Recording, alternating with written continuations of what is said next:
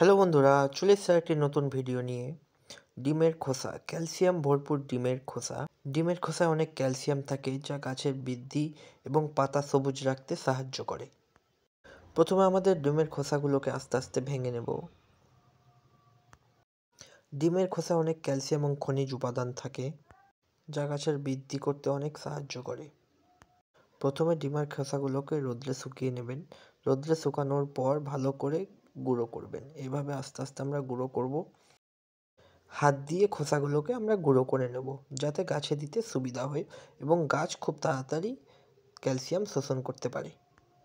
মোটামুটি গুঁড়ো করা হয়ে গেছে, এবার এগুলোকে গাছে দেওয়ার পালা। চলো, প্রথমে গাছের গোড়াটা হালকা করে খুঁড়ে নেব, তারপরে গাছের গোড়ায় একটু একটু করে আমরা দিয়ে দেব। এভাবে আমাদের যতগুলো গাছ আছে একটু একটু করে সম্পূর্ণ গাছে আমরা দেব।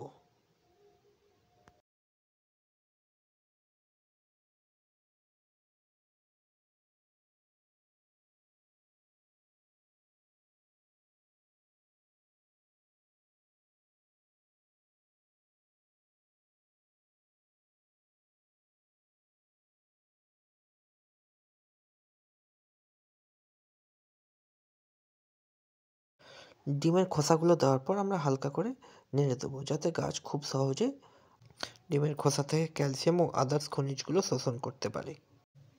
এভাবে আপনারাও ডিমের খোসার গুঁড়ো দিয়ে গাছের পুষ্টি যোগাতে পারেন।